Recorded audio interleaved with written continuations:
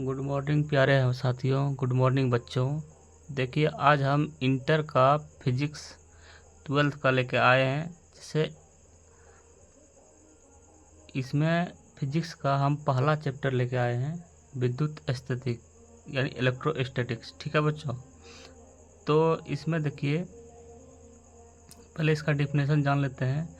Physics की वह शाखा, ठीक है, जिसके अंतर्गत स्थिर विद्युत का अध्ययन किया जाता है, उसे इलेक्ट्रोस्टैटिक्स कहा जाता है। ठीक है, क्योंकि इस प्रकार के विद्युत का हस्तांतरण नहीं होता है। ठीक है बच्चों, इसलिए इसे स्थिर विद्युत भी कहा जाता है। ठीक है, भी कहा जाता है। ठीक है, क्योंकि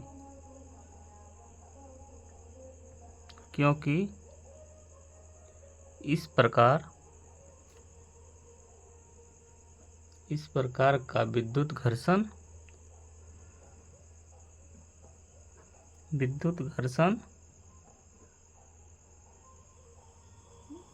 से उत्पन्न होता है। इसलिए इसे घर्षण विद्युत भी कहते हैं।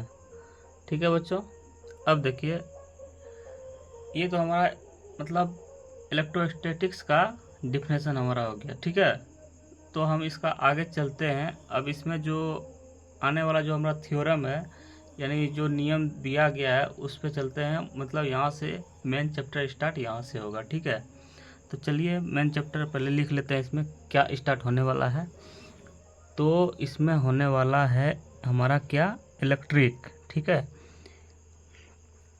Electric potential.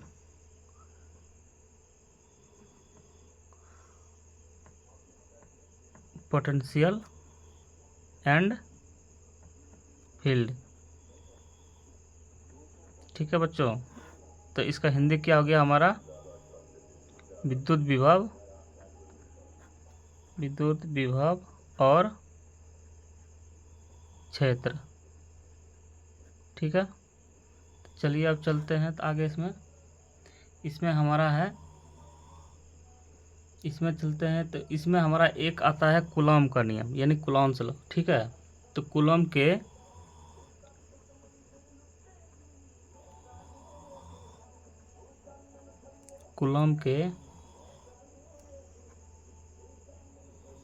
के विद्युत बल के नियम। ठीक है बच्चों, चलिए इसको चलते हैं, अब इसके बारे में जानकारी प्राप्त करते हैं। ठीक है बच्चों,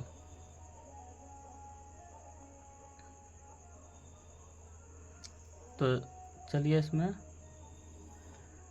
तो कूलॉम्स लॉ हो गया, तो इसका डिफिनेशन लिख लेते हैं।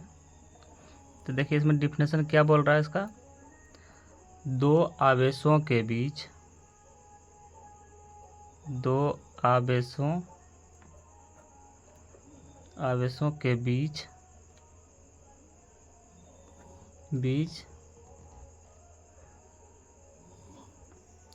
लगता हुआ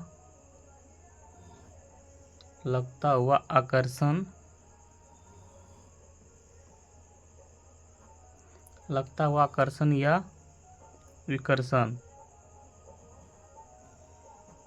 विकर्षण का बल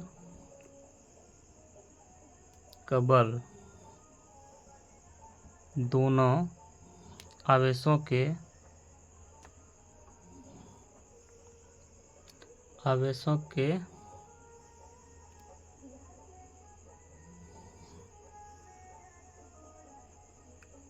गुणनफल के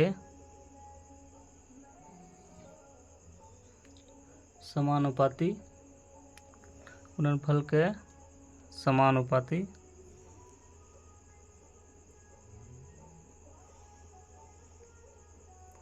समानुपाती और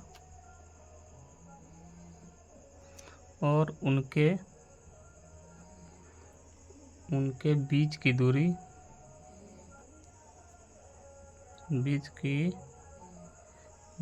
के वर्ग के व्युत्क्रमानुपाती।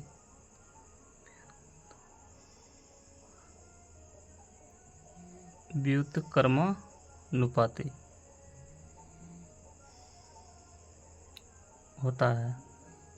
ठीक है बच्चों, अब देखिए इसमें इसका फिगर बना लेते हैं पहले।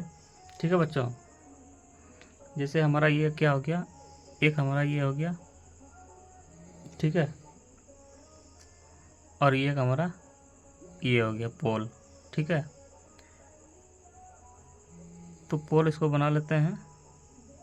ठीक है, ये हमारा Q1 हो गया, ये हमारा Q2 हो गया। ठीक है, ये हमारा क्या हो गया, डिस्टेंस हो गया यानी दूरी हो गया। ये हमारा क्या हो गया, लगने वाले बल हो गया यानी फोर्स हो गया। ठीक है बच्चों, यहाँ तक तो समझ में आ रहा।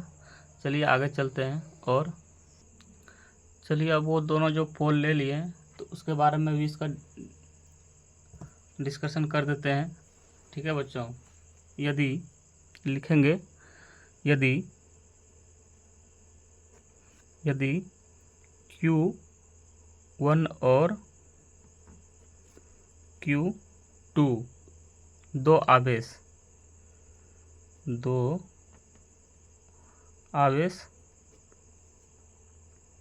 एक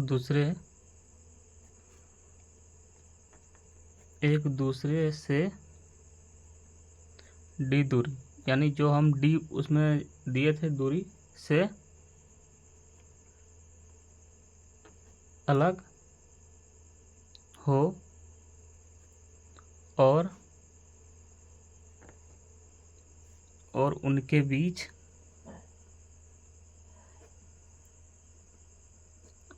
बीच लगता हुआ आकर्षण या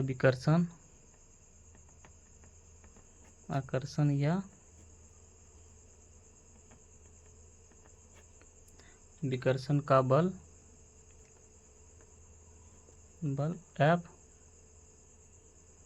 F हो तो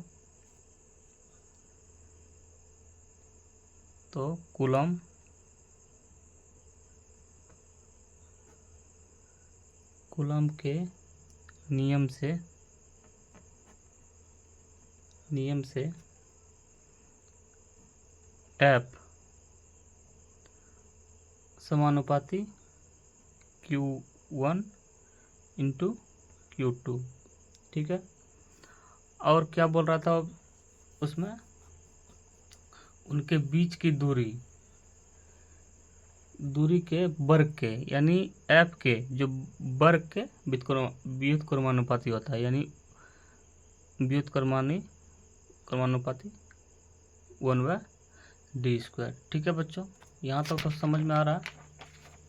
चलिए अब आगे चलते हैं। अब चलिए अब यहाँ पे इसको यहाँ से लेते हैं इसमें। ठीक है बच्चों, चलिए तो F हमारा क्या हो गया, F समानुपाती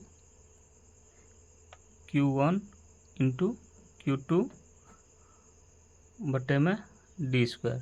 ठीक है, तो इसलिए F बराबर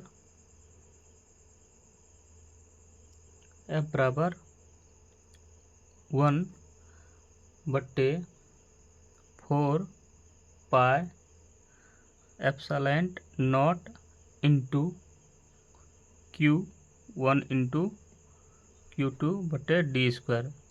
तो ये हमारा कैसे आ गया पता है ना दोस्तों, अगर ये इसको हटाएंगे तो हमारा यहाँ पे कांस्टेंट आ जाएगा। ठीक है, अब देखिए इसी में आगे दर्शाते हैं। ठीक है, तो लिखते हैं इसके बारे में, जहाँ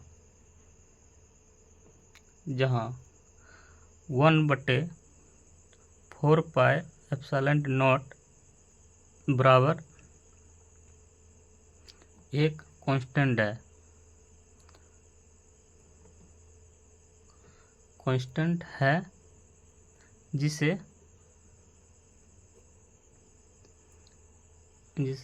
इलेक्ट्रिक कांस्टेंट कहते हैं। ठीक है, इलेक्ट्रिक कांस्टेंट कहते हैं। ठीक है, चूंकि एप्सिलॉन बराबर epsilon not into epsilon r. ठीक है, तो देखिए एप्सिलॉन एप्सिलॉन, ठीक है, एप्सिलॉन वही हो गया एप्सिलॉन। ठीक है, तो इसलिए एफ बराबर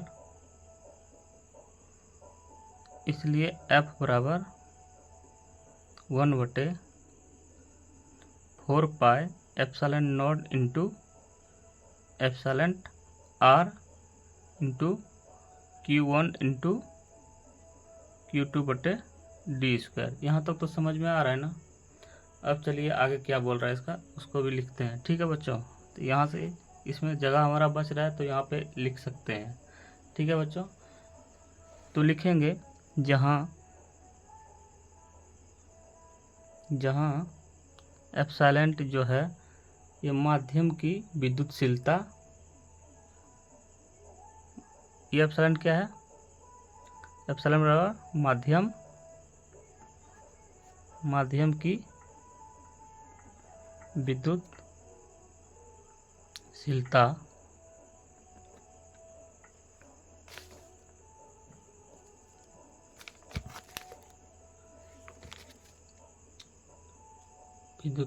ये एप्सिलॉन जो है माध्यम की विद्युतशीलता है। ठीक है, तो एप्सिलॉन नॉट अब लिखेंगे, एप्सिलॉन नॉट बराबर हवा या निर्वात की विद्युतशीलता है। ठीक है, हवा या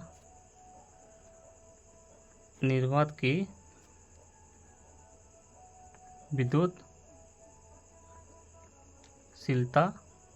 है। ठीक है बच्चों, अब एप्सिलॉन आर क्या बोल रहा है, ये माध्यम के, ये जो है माध्यम के अपेक्षित विद्युतशीलता है। ठीक है बच्चों, विद्युतशीलता है। ठीक है, अब देखिए हवा या निर्वात के लिए, ठीक है, इसमें लिखेंगे यहाँ पे हवा या निर्वात के लिए ठीक है, हवा या निर्वात के लिए हमारा क्या हो जाएगा, एप्सिलॉन जो आर है ना इसका मान 1 हो जाएगा। ठीक है, तो इसलिए यहाँ लिखेंगे, इसलिए एफ बराबर जो है एफ बराबर 1/4 पाई एप्सिलॉन नॉट, क्योंकि एक जो है तो इसमें मल्टीपल हो जाएगा एप्सिलॉन आर का, तो उसका तो मान एक रहेगा तो कोई फर्क पड़ेगा नहीं, इंटू Q1 इंटू Q2/d²। ठीक है बच्चों, यहाँ तक तो समझ में आ रहा है। चलिए अगला पेज पे चलते हैं। यहाँ तक तो हम लिख चुके थे, एफ बराबर लिख लेते हैं इसमें भी, एफ बराबर 1/4 pi epsilon not into Q1 into Q2/d²। यहाँ तक तो लिखे थे। यह अब लिखेंगे, यह कूलम के नियम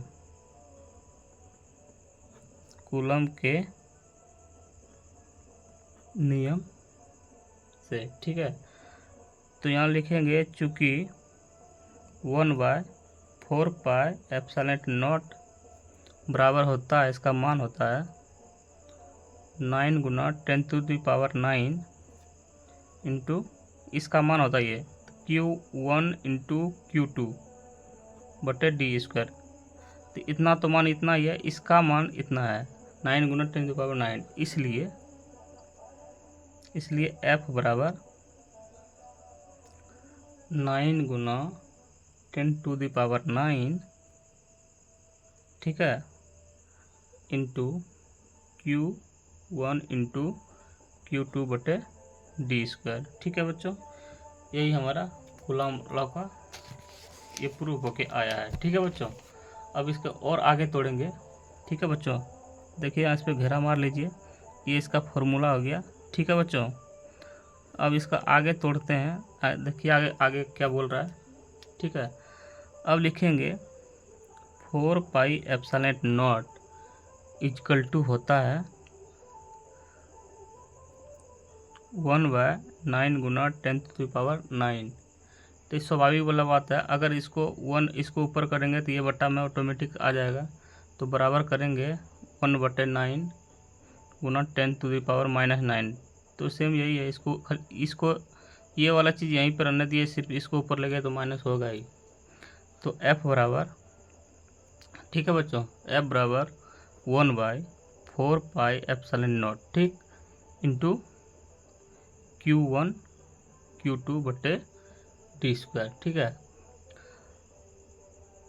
तो यहाँ पे चलिए 1/4πε0 equal to FD² into Q1 into Q2। देखिए ये चीज़ इस पे हम मल्टीपल कर दिए। ठीक है बच्चों, ठीक है, तो वही चीज़ इसमें आ गया। ठीक है, तो अब देखिए इसका डायमेंशन निकाल लेते हैं। ठीक है,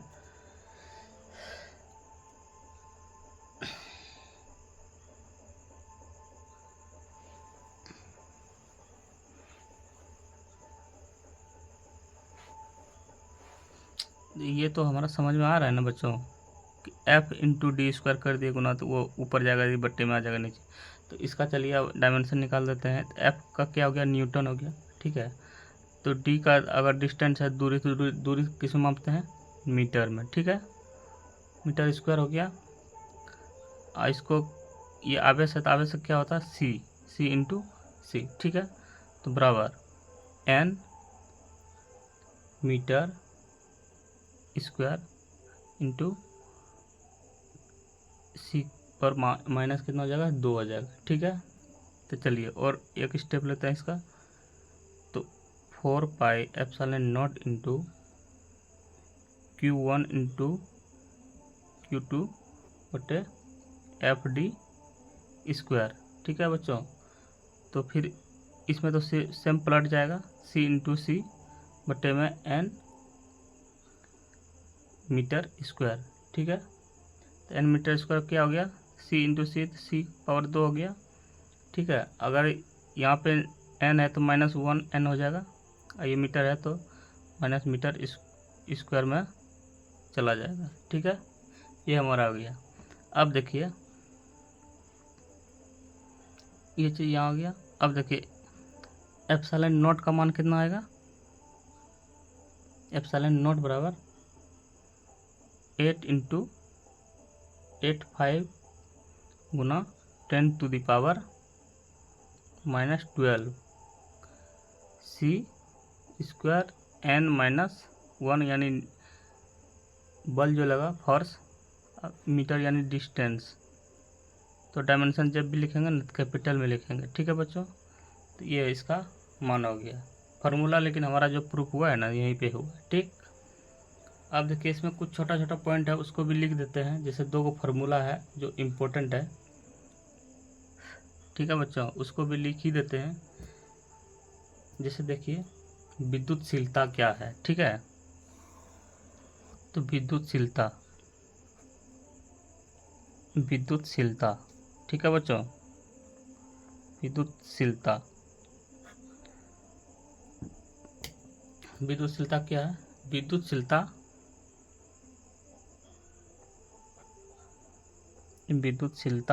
पदार्थ का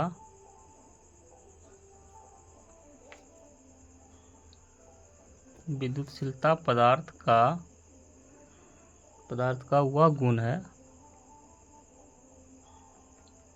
गुण है जिसके कारण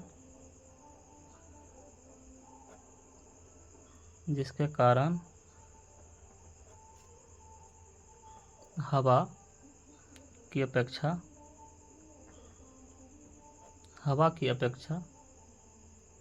पदार्थ से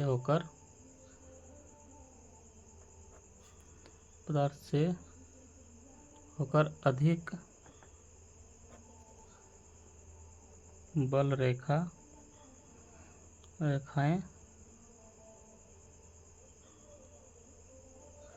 गुजरती है, उसे विद्युतशीलता कहा जाता है। ठीक है बच्चों।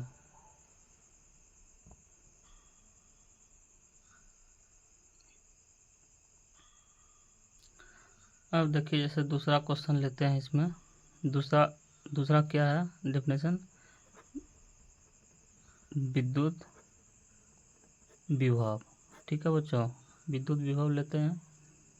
तो विद्युत विभव हमारा क्या बोल रहा है?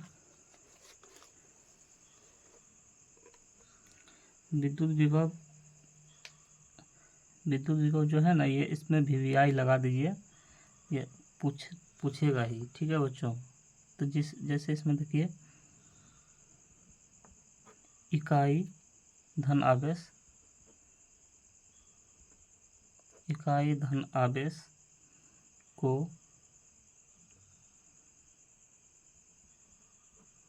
अनंत से किसी बिंदु तक लाने में किए गए कार्य को विद्युत विभव कहते हैं। इसे V से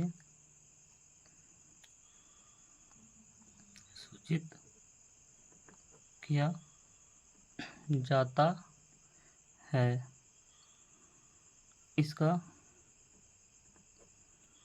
इसका यूनिट वोल्ट होता है।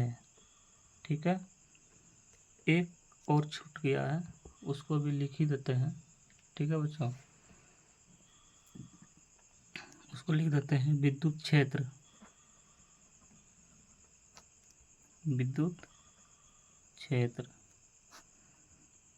क्षेत्र है, तो इसमें क्या होता है? किसी आवेश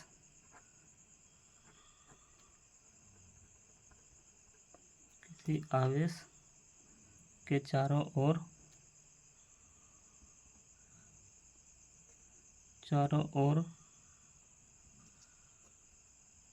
का वह क्षेत्र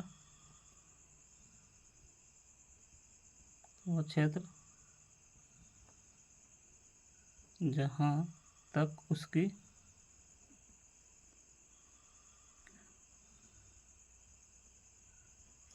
आकर्षण बल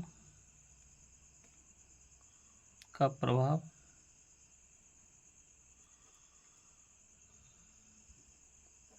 पड़ता है, उसे विद्युत क्षेत्र कहा जाता है। ठीक है बच्चों, आज का सेशन हम यहीं तक रखते हैं। और अगर वीडियो अच्छा लगे तो लाइक कीजिए, सब्सक्राइब कीजिए और शेयर कीजिए। और इसी तरह आगे और क्वेश्चन लेके आएंगे, थ्योरी लेके आएंगे। और इसी प्रकार सपोर्ट करते रहिए। शेयर कीजिए, लाइक कीजिए और सब्सक्राइब कीजिए। धन्यवाद।